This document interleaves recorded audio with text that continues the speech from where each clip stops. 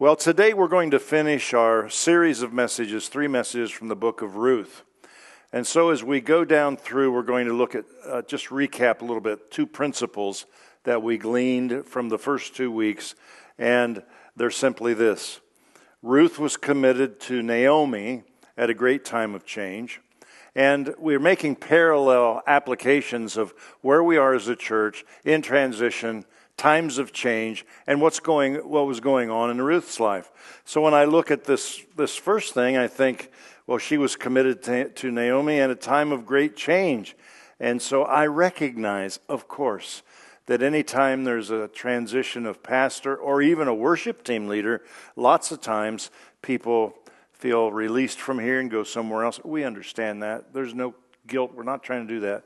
But in the larger picture, we are asking you to be committed to each other and to the Lord and to the church during our great time of change. And then the second principle that emerges as we face our changes, we're going to need help from God and all who can increase our harvest. And remember the story of, in the second chapter, Ruth goes into Boaz's field. He tells the workers, the harvesters, don't let a little more grain fall on the ground so she can take it.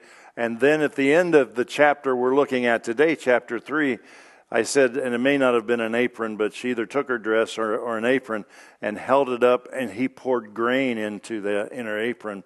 And I just viewed that as increasing her harvest beyond what she already had. And that's what we're asking that God will do in our church and our lives as well. So today is part 3, and we have 2 simple takeaways. And I think I only have one slide today that's going to get me in trouble, I think. But you'll figure out which one it is, I think. I think I'll get out of here unscathed, but if I don't, there you are. So if you have your Bibles, we're going to be in the 3rd chapter of the book of Ruth. It only has 4 chapters.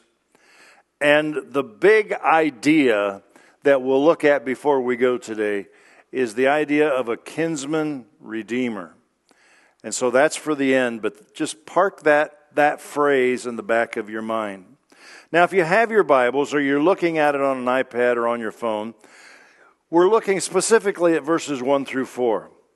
And what I have today are 2 takeaways, and here's the first. Ruth was committed to submission, not seduction. Because when you read these 4 verses, my mind went a different direction than what the Scriptures clearly teach. And I want us to see what is clearly taught. She was committed to submission or service to Boaz and not seduction. So let's start reading in chapter number 3. One day, Naomi, her mother-in-law, said to Ruth, "My daughter, should I not try to find a home for you where you will be well provided for? Is not Boaz, with whose servant girls you have been, a kinsman or related to us? Tonight he will be winnowing barley on the threshing floor." Now, these are words, winnowing. We think of big machinery cutting off. I was amazed to see how close to the ground a combine head cuts the beans. And I don't know that everybody has to do that, but I saw one yesterday. It couldn't have been 2 inches off the ground. Well, we understand mechanized harvesting, but if you just let your mind wander a little bit, you go back to the day when harvesters would go out with a sickle or a scythe, and they would cut down the stubble. They would cut down and let it fall in the field. Someone else would follow up and put it into sheaves, and then bind it with some kind of a simple cord or string. But then at the end of the day, they would go to the threshing floor. And the threshing floor meant, and it sounds like it wouldn't work, but it certainly does, they would simply have like a 4-pronged pitchfork type thing, only a lot bigger, and they would take the grain and throw it in the air. And the chaff would be blown off by the wind, and what would fall would be the grain that they could actually use, pound down, and make whatever they needed to grind it up. And so that's what was going on here. And she's very specific about what to do. Remember a couple weeks ago I said, if it looks to you like Naomi is playing matchmaker on her computer, she is. And here we see it again. Tonight he will be winnowing the barley on the threshing floor. Now this is not a machine, it's not under a big tent. This is out in the open where the wind can hit the grain as it's being thrown up in the air. Wash and perfume yourself and put on your best clothes. Now be careful to not read something that's not here, and that's why this takeaway is so important and applicable to us today. Then go down to the threshing floor, but don't let him know you're there until he has finished eating and drinking. And when he lies down, note the place where he is lying. Then go and uncover his feet and lie down, and he will tell you what to do. I'd like you to notice what it does not say. It does not say that Ruth went over and threw the blanket half off of him and laid down beside him and threw the blanket back on herself. Now, I'm not saying that in any way there was a seduction, but it seems pretty simple that what she did is very different than the picture that would be painted in a movie in our day. And he'll tell you what to do. I will do whatever you say. So she went down to the threshing floor and did everything she told her to do. Well, then, as you might imagine, here's what happens. He's laying there. He's worked all day. He's tired. He's had supper. He's had a little wine or whatever. And he falls asleep under the stars. And she kind of sneaks up and lays down at his feet. Not beside him, but lays at his feet. And takes the covers and just takes them off his feet. Now, as a man, I sleep pretty sound. But if Dinah got up in the middle of the night and uncovered my feet, I'd be awake pretty fast. And that was the point. He wakes up and he says, "Who's there?" I'm Naomi's daughter-in-law, Ruth. And he realizes why she's there and tells her what he's going to do. So she was committed to submission. Now in verses 10 and 11, notice this. He understands what is going on here. And it's not like Ruth is completely unknown to him because, number one, she's been in his fields. Number two, he has told the men to not molest her. Number three, he has said to her, follow along with my girls as they get water. You don't have to go clear over someplace else. I want you to be blessed. Gave her extra grain, all those things we talked about. But notice what he says to her. 10 and 11. The Lord bless you, my daughter, he replied. This kindness, the kindness you're showing, and which you showed earlier, you have not run after the younger men, whether rich or poor. So how old is Boaz? I think he's 72. Okay, just fun. Well, I have a beautiful young lady next to me every night, so it could be that way. But anyway, you have not run after the younger men, whether rich or poor. And now, my daughter, don't be afraid. I will do for you all you ask, and all the people of my town know that you are a woman of noble character. Everything she has done to this point, God sends her to his field. He takes care of her. She goes back with her apron full of grain. And all of a sudden, now you might call it buying signs. That's kind of how I look at it.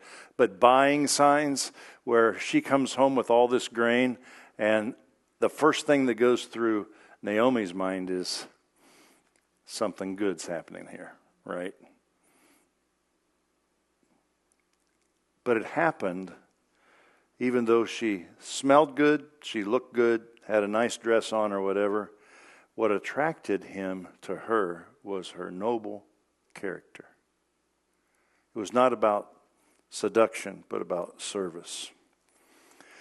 Now here's where I probably get in trouble a little bit today. And pastors will tell you, about the time you try to anchor in on a thought that might be controversial, the people that really need to hear it aren't there that day. It almost always happens. Don't know if it is today or not. But I would just ask you this question. What are young girls being taught in our culture today? Is it noble character? I'm not going to get far afield here. I'm on a little bit of thin ice, and I'm not going to go any further out where it gets thinner and thinner. I'm not going to do that. But my question is this. Next time you watch a commercial about fashion or makeup, I'd like you to take a real close look at the models and ask yourself this question. How old are the girls on the screen? They're not 45, and a lot of them are 13 to 15. Virtually everything that they read, I'm not talking about schoolwork and stuff, just about everything our culture, including the way many women dress today, the way some of their moms dress, teaches them a spirit of seduction or an attitude of seduction rather than submission. And here's the hard part. I thought about saying, moms, you got to guard. If you've got little girls, I mean, I'm not talking about Isla's age necessarily, but beyond that, and you've got little girls, you have the absolute perfect time to teach them how to dress modestly, that what they see and what they hear. There's things that have been shared with me when I was a bus driver at Bath about some of the sexual things that happened among middle school students that I couldn't even begin to tell you today. Couldn't tell you. Because our generation is being programmed to a seductive mindset rather than a submission. But when I say problem, it's opportunity, not problem. But the real linchpin, the real part of the chain that ties it all together is not the mom. It's the dad. Because the dad is the one that says, you're not going to go out dressed like that. Go put something else on. Mom will get twisted around 5 or 6 different ways, and that girl gets out the door. And again, I'm not saying every time, all the time, but there's lots of stories I could tell you about being a bus driver and some of the things that I saw and we heard and things like that. But I'm not going to waste your time and go there. But I think you'd agree that if you step back and look at the culture and look at how women are portrayed, and then our young women look at that and say, well, if that's what pretty is, if that's what sexy is, I didn't preach this message. This is a fresh piece of bread for you and me. But one time I talked about what's on this slide, and I went out and I bought 2 or 3 teen magazines, whatever would have been popular at that time.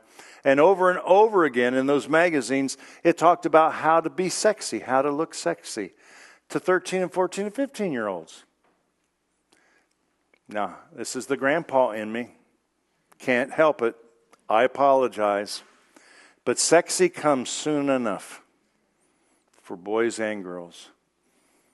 But help our young ladies to grow up to be pure.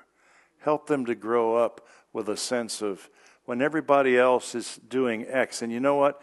It used to be the way people dress, but it's more what they're influenced by. And TikTok and all the stuff that they see. And it leaves them with a seductive type of mindset because this is how I get what I want. Or what I think I need. Or what the culture impresses on me. I don't think this is too strong. We're big boys and girls here. But girls give sex to get love, and boys give love to get sex. Is that a universal truth all the time? Of course not. But the takeaway for me is that Ruth followed what Naomi said, and Naomi set her up to be primarily committed to the concepts and the traditions and the mores of being in submission or service to Boaz and not to seduction. I love chapter number 3, verse 18. Naomi said, "Wait, my daughter, don't do anything until you find out what happens. The man will not rest until the matter is settled today." When I went into selling cars for a little while, if you've never sold cars, you all should do it. You'll have great illustrations the rest of your life. I mean, it's just the way it is. And so I didn't do it very long, but I learned some things. And one of the things that the sales manager told me, he said, Mark, when somebody walks on the lot, now there's always tire kickers. I'm a tire kicker. I could go buy a brand new car tomorrow and go out to Tom Malls the next day and look at cars. I'm weird, I know it.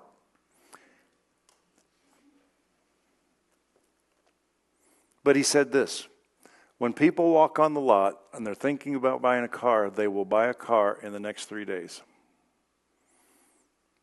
And so when they came to the lot and we got their information, if you're smart, you would call them back and say, hey, what'd you think of our presentation? Is the car right for you? Blah, blah. What can we do to get together on a deal? And they said to you, if you called 4 or 5 days later, I bought something over in Fort Wayne. They're ready to buy. That's why they're there. They want to be treated fairly. That's what 3:18 says. For the man will not rest until the matter is settled today. He tells Ruth while she's laying at his feet, and then he wakes up and he looks at her and he says, I will be your kinsman redeemer, but there's a guy ahead of me, and so we got to work that all out, but I want you to be my wife. And I believe clearly that the way she approached it from submission and not seduction, and her character, her noble character, made her so desirable in Boaz's eyes. So recap the first takeaway. Ruth was committed to submission, not seduction. And then secondly and finally, Boaz was committed to a public and not a private solution or resolution. Now, chapter number 4, verses 1 through 4 sets this up really nice. And I recognize this is tradition. We don't do it this way. As a matter of fact, at the end of this agreement with the first kinsman redeemer who has the right to buy the property because Boaz is second in line, it says that once the deal was struck, that one of them would give the other one a sandal. That's weird. But that's how they did it. So listen to how this all gets set up. Because Boaz did not go to the man in private, he does a very public thing to have a solution. Here's what he does. Boaz went up to the town gate and he sat there. And when the kinsman redeemer he had mentioned came along, Boaz simply said, come over here, my friend, and sit down. And he did. So then Boaz took 10 of the elders of the town and said, sit here with us. And that's what they did. And then he said to the kinsman redeemer, who was above him as a relation, Naomi has come back from Moab, and she is selling the piece of land that belonged to her husband and our brother Elimelech. I thought I should bring this matter to your attention and suggest that you buy it in the presence of these set here, public, not private, and in the presence of the elders of my people. I will redeem it. If you will redeem it, do it. But if you will not, tell me so that I will know. For no one has the right to do it except you, and I am next in line. And the man says, I will redeem it. Now, let's look at what a kinsman redeemer really is. So when you might say, well, next of kin, that's our relatives. It's not a phrase we use very much, is it? But next of kin. My dad's brother is next of kin, that kind of thing. So the kinsman part is really, really simple. The redeemer part becomes a little more complex in the culture of that day, but it really means to rescue or to buy back or redeem a person or property. Now, I find after 52 years of marriage that one woman is enough. Sometimes it's more than enough. And she would say the same. But in this day, here's how it worked. Elimelech and Naomi run out of food in Israel. They go to Moab where there is food. Their two sons marry to a Moabite girls. Elimelech dies, then the sons die, and you know the story we've been telling now for 3 weeks. And the kinsman redeemer can redeem not only the land that Naomi wants to sell, but what goes with that? Ruth, who is a foreigner, practices a different religion, at least she did at that time, and all that. And what this man says to Boaz is, I will redeem it. I will redeem it, and I will pay what the best price is, whatever Naomi wants. But also there's a term that I'd never heard called levirate. And that means that if this man carries out the first in line of the Redeemer, the kinsman Redeemer, then he takes Ruth as his wife. And the first male that they have carries on the name of her husband who died. So I have a little fun. I wouldn't want two. One is great, wives wise. But in that day, his responsibility, if he already had a wife, the other wife understood that. This is not the Mormon thing that they do today or did historically. This is about a man who says, I will redeem the land and I will marry Ruth, and the first male will be a progenitor. He's going to be the one who carries on the name of his, would have been his dad who died in Moab. And I will accept that arrangement. And that's what levirate means. But then you might imagine it gets sticky. And here's what the man says. Boaz said, the day that you buy the field from Naomi, you must also acquire Ruth the Moabitess, the widow of the deceased, to restore the name of the deceased to his inheritance. And let's make it real simple. You take the land, you get Ruth. And if you get Ruth, you have to have to help her have a baby. And the first male that she has will be the inheritor of the land that you're thinking about buying. Man takes a deep breath, and this is what he says. I cannot redeem it for myself, because by marrying the Moabitess, I would jeopardize my own inheritance. So Boaz, take my right of redemption to yourself. I cannot redeem it.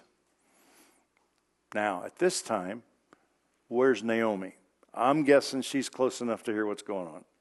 She's going. Or Ruth is going. But there's nothing here that's being done in private. There's nothing that is anywhere close to weird, even though in our culture it would be. But what it's really saying is, I cannot endanger my inheritance with my sons, especially with a foreign woman. I don't want that to ever be called into question, and so I'm going to pass. And Boaz says, 10 witnesses plus the elders, and they all agree, that's fine. And the man who passes, he's not upset. He hasn't been cheated because it was all done in public and not some private kind of way. Ruth was committed to submission, not seduction. Boaz was committed to public solution instead of a private solution. And at the very end of the 4th chapter, this tells us the family line. And I'm just going to pick up here. Salmon, the father of Boaz. Boaz was the father of Obed. Obed was the father of Jesse. And Jesse was the father of David. And who else was eventually in that line? Jesus. So you say it's about threshing on a floor. It's about flipping back the the blanket off the guy's feet. It's about not being seductive, but being in submission. It's not about doing something in public to establish its validity, or doing something in private that could be always questioned. Well, I wasn't there. I didn't know that's how it was. Or the first guy who had the right of redemption could say, well, that's not what we discussed. Did it all out in public, all honestly, all out in open. And why does that all matter? Because Boaz and Ruth give birth to a little boy named Obed, who is in the line and lineage of our Savior, Jesus Christ. See how it ties together. So beautiful. Finally, Jesus Christ, the rescuer and redeemer of the world, can be your kinsman redeemer. Kinsman redeemer is not something that we use. You won't hear pastors talk about it much unless we're in the book of Ruth or other places. But when you look at the message of the cross, you look at everything that goes on with Christ being born of a virgin, lived about 33 years, had about a 3-year ministry, dies a criminal's death on the cross, 3 days later rises from the dead, and he claims over and over again he's the Son of God. He's killed because he declares himself to be fully God and fully man. And you say, why because he is our kinsman redeemer, right? He is our rescuer. He is our redeemer and rescuer and kinsman redeemer, and he wants to buy us back from sin. Now you might ask, it'd be a good question, what does that have to do with me today?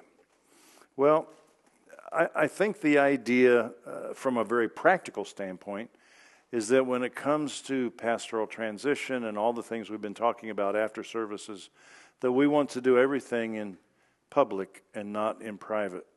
Well, there's stuff that's done in private, of course, but you know, it's in the bulletin. We'll have a meeting soon in November to just outline some of the things we've been working on, to give you a progress report.